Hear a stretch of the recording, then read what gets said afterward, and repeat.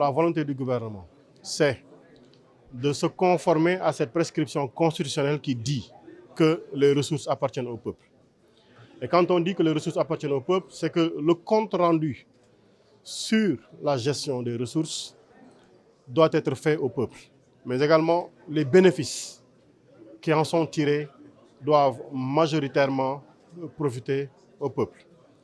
Et c'est dans cette perspective-là que le mandat nous est confié de nous renseigner, de donner les bonnes informations, de communiquer avec les partenaires qui interviennent dans le secteur extractif pour travailler avec eux, mais également pour travailler avec les populations locales qui, en général, sont les premiers à vivre les impacts positifs ou négatifs de la présence de l'activité d'extraction ou d'exploitation.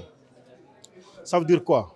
Ça veut dire que toutes les populations doivent avoir ces informations-là, doivent en tirer les profits et c'est l'occasion pour nous de dire notre présence ici est expliquée par le partage d'informations. Nous avons vu le but du jeu ici était de travailler sur les enjeux et les défis de la transparence dans le secteur extractif. Vous avez suivi avec nous le premier pétrole.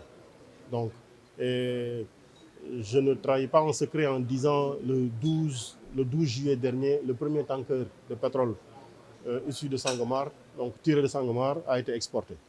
Donc, le Sénégal a commencé à exporter du pétrole. Et nous espérons, bien sûr, en début 2025, les premières exportations au niveau de GTA que nous partageons avec la Mauritanie. Et le Sénégal compte aussi développer les ressources gazières issues de Yakar Teranga. Ça veut dire quoi? Personne, aucune nation, aucune puissance étrangère, aucun bailleur de fonds ne peut décider à la place du peuple sénégalais d'utiliser les ressources qui se trouvent dans son sous-sol. Voilà pourquoi le Sénégal dit, à travers le gouvernement, à travers la position du président de la République, qu'il exploitera l'intégralité de la disponibilité des ressources pétrolières et gazières dans l'intérêt strict et absolu des populations. Bien entendu, il faudra trouver le moyen de réaliser le mix énergétique.